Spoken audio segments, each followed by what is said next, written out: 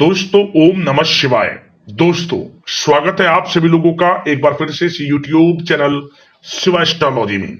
आज की बहुत ही खास और बहुत ही महत्वपूर्ण वीडियो में दोस्तों पूरे 500 सालों के बाद बन रहा है दिव्य दुर्लभ महाशुभ संयोग 25 जनवरी षट तिला एकादशी के दिन चुपचाप गाय को खिला दें। यह एक छोटी सी चीज, रोड़पति भी होंगे, करोड़पति मिलेंगी, सभी संकट और कष्टों से मुक्ति, मृत्यु दंड पितृदोष तुरंत होगा खत्म।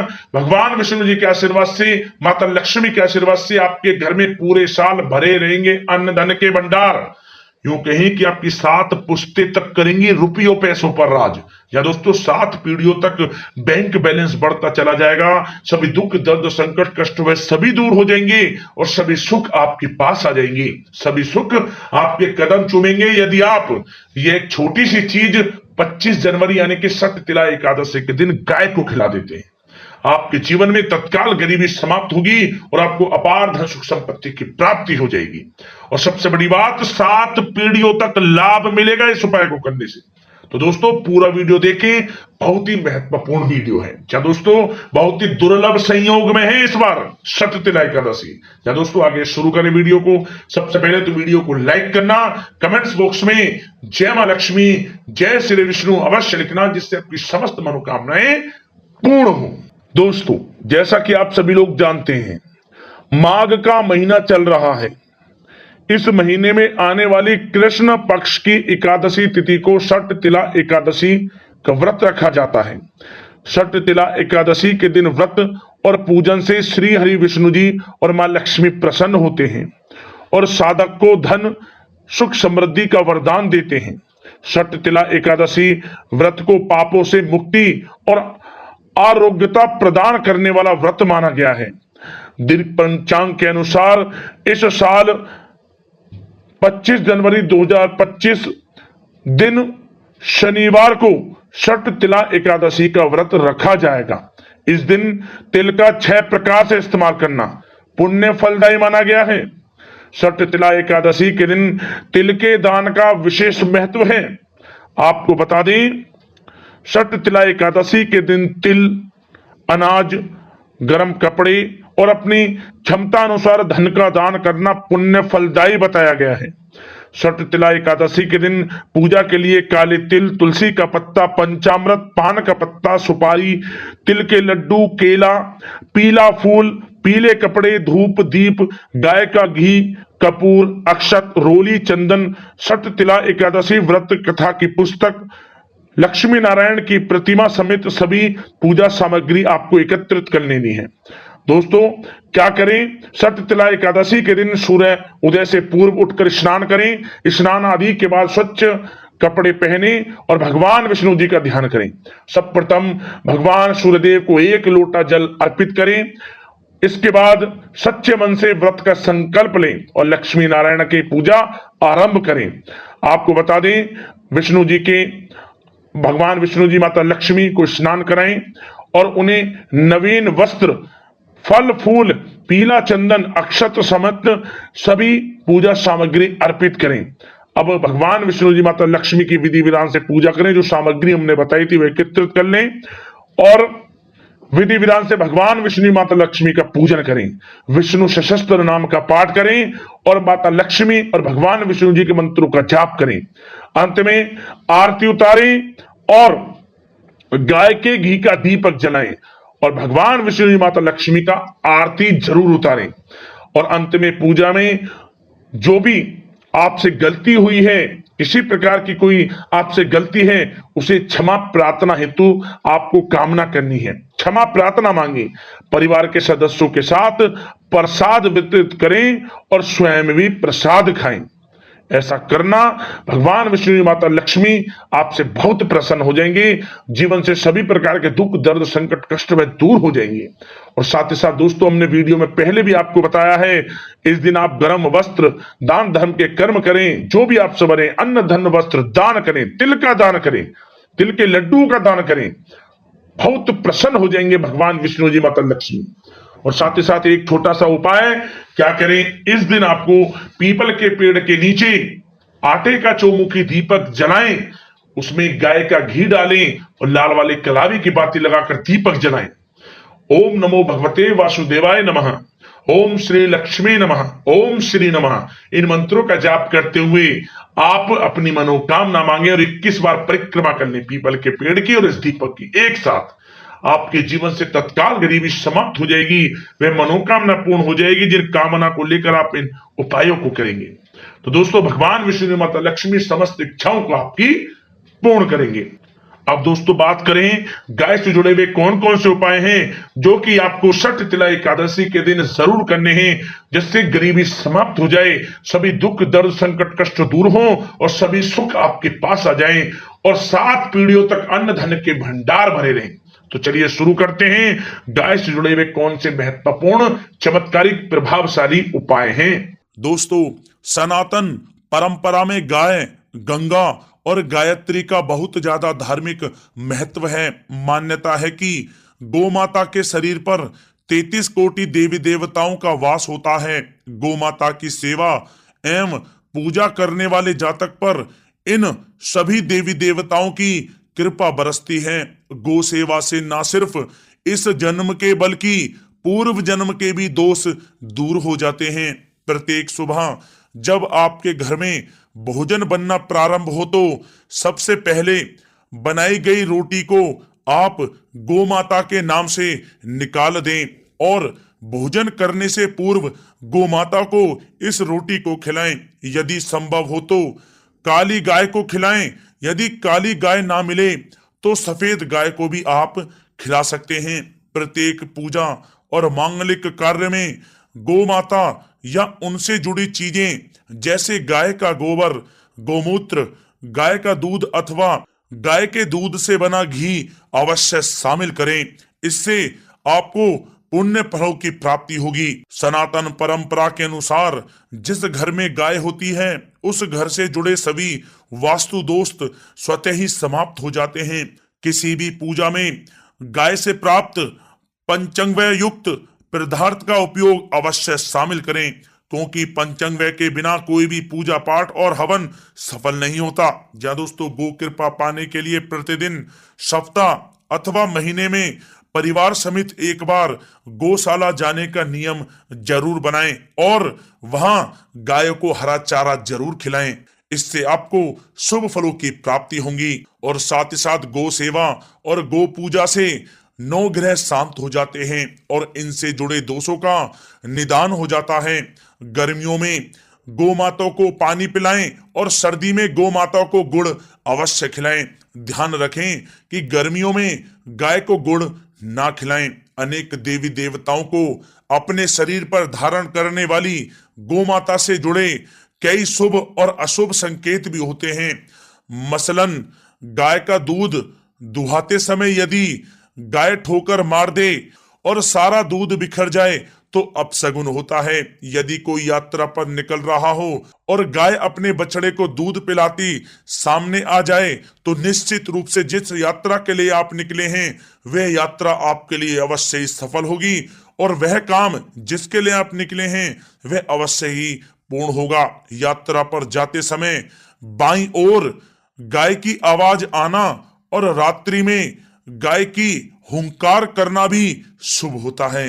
दोस्तों, साथ ही साथ गाय के साथ आप भूलकर भी ये काम ना करें, अन्यथा मिलता है घोर नरक और जीवन भर की परेशानियां। जय दोस्तों, गाय को राष्ट्रीय पशु बनाए जाने और इन्हें मौलिक अधिकार दिए जाने की बात हो रही है तो सवाल उठता है कि गाय जब भारतीय संस्कृति का अहम हिस्सा है तब भी गाय के साथ लोग खराब व्यवहार कैसे कर लेते हैं। गाय दर दर भटकती रहती है, भरपेट इन्हें चारा तक लोग नहीं देते। गाय जब तक दूध देती रहती है तो उनकी सेवा होती है और जैसे ही दूध देना बंद कर देती है तो लोग इन्हें उनकी किस्मत पर छोड़ देते हैं। सड़कों पर और गलियों में भटकने के लिए ऐसे में गोवंशी जीवों को कोई डंडे से मारता है तो कोई उन पर पानी डाल देता है। कभी वाहनों से इन्हें ठोकर लग जाती है तो कभी बीमार होकर बेचारी ये गाय दम तोड़ देती हैं। ऐसे में जरूरत है इन बातों को जानने की कि गाय को लेकर शास्त्रों में क्या कहा गया है, गाय के साथ आपको कैसा व्यवहार करना चाहिए। या दोस्तों, गाय को कभी भी मारना पीटना नहीं चाहिए। शास्त्रों में गाय को माता का दर्जा दिया गया है। गाय को मारने पीटने वाला माता को मारने पीटने वाले के समान पाप का भागी माना जाता है। ऐसे घरों को नरक लोक में वर्षों तक कष्ट भोगना पड़ता है। अगले जन्म पशु योनि में मिलता है। कथा है कि गौतम मुनि ने गलती से गाय को डंडा मार दिया था, जिससे गाय की मृत्यु हो गई थी, और इस पाप से मुक्ति के लिए इन्हें वर्षों तक तपस्या करनी पड़ी। भगवान श्री कृष्ण जी ने बैल स्वरूप में आए वृत्तासुर का वध कर दिया था, जिससे मुक्ति के लिए भगवान श्री कृष्ण को संपूर्ण तीर्थों को एक कुंड में बुलाना पड़ा, और इस कुंड में स्नान से वह पाप मुक्त हो गए थे। या दोस्तों, साथ ही साथ जो लोग पानी पी रही गाय को भगाते हैं, वे घोर पापी के भागी बनकर नरक भोगते हैं, ऐसा पुराणों में बताया गया है। जबकि जो लोग गाय के लिए प्याऊ और चारा घरा बनवाते हैं, वह महाभाग्यवान होते हैं।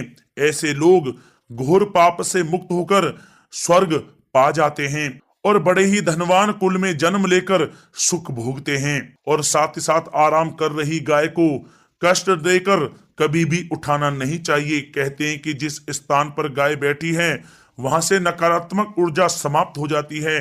गाय के बैठने की जगह को जो लोग नियमित साफ रखते हैं, वे पूर्व जन्म में किए गए जाने अनजाने में पापों से मुक्ति हो जाते हैं और गोलोक में स्थान पाते हैं। गाय को डंडा मारकर उठाना, पानी डालकर उठाने से मनुष्य पाप का भागी बनता है और अगले जन्म में उसे दर दर भटकना पड़ता है। और साथ ही साथ शास्त्रों में बताया गया है कि गाय का दूध उसके बछड़े के लिए होता है।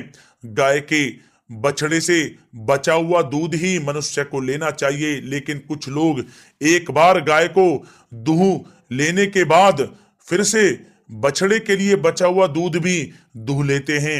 ऐसा करना घोर पाप कहा जाता है।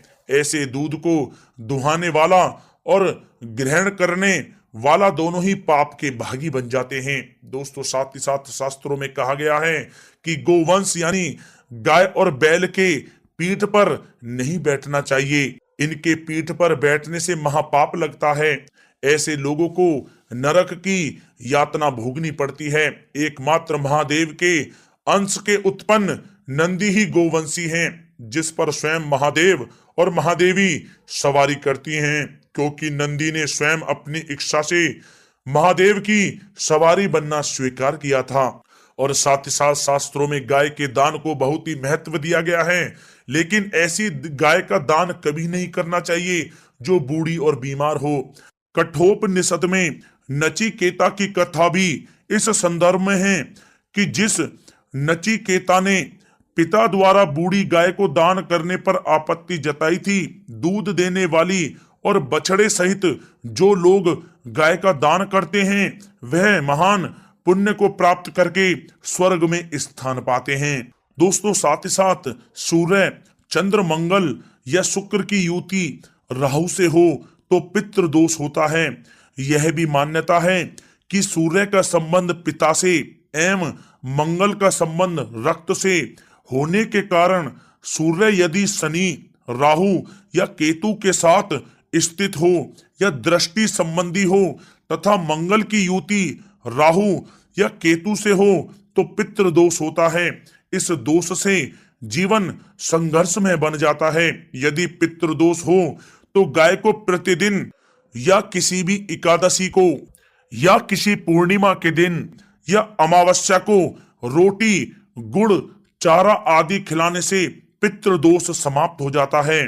साथ ही साथ देसी गाय की पीठ पर जो ककुद कुबड़ होता है वह बृहस्पति गुरु हैं। अतः जन्म पत्री में यदि बृहस्पति अपनी नीच राशि मकर में हो या अशुभ स्थिति में हो तो देसी गाय के इस बृहस्पति भाग एवं शिवलिंग रूपी कुबड़ के दर्शन करने चाहिए।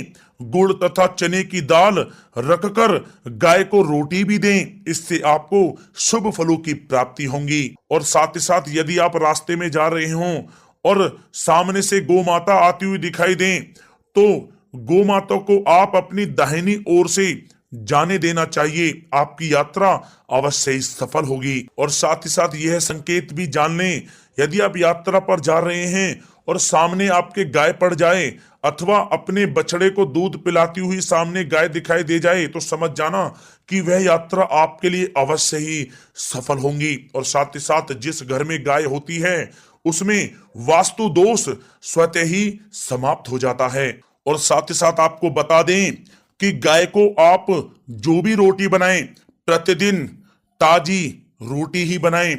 गाय को अगर आपने रोटी बनाई है तो कोशिश करें कि उस रोटी को आप तुरंत ही गाय को दे दें। अगर आप उस रोटी को रख देंगे और उस रोटी को अगले दिन देंगे तो वह रोटी बासी मानी जाएगी। गाय को कभी भी बासी रोटी ना दें, इससे घर में नकारात्मक ऊर्जा वास करती है और जो भी कार्य आपके बनने वाले होंगे वह कार्य भी आपके बिल्कुल भी नहीं बनेंगे। इससे आपके घर में हमेशा दरिद्रता का वास रहेगा और आप जिस भी कार्य को करेंगे उस कार्य में आपको हमेशा असफलता ही हाथ लगेगी। इसलिए कोशिश करें गाय को रोजाना ताजी रोटी बनाकर खिलाएं और रोटी को बिल्कुल ना रखें, बासी रोटी गाय को ना दें। और साथ ही साथ सड़ी गली चीजें गाय को नहीं खिलानी चाहिए कि घर में कोई फल है, कोई सब्जी है, सड़ जाए तो लोग क्या करते हैं गाय को खिला देते हैं। नहीं, ऐसा नहीं करना चाहिए। ऐसा करने से यदि आप गाय को खिलाते हैं तो और आप पाप के भागी बन जाते हैं। आप बिल्कुल भी सड़ी गली चीजें गाय को ना खिलाएं। और साथ ही साथ आप आटे की 11 लोइयां बनाकर उनके ऊपर हल्दी लगाएं। इसके बाद आप उन 11 लोइयों को एक एक करके गाय को खिलाएं।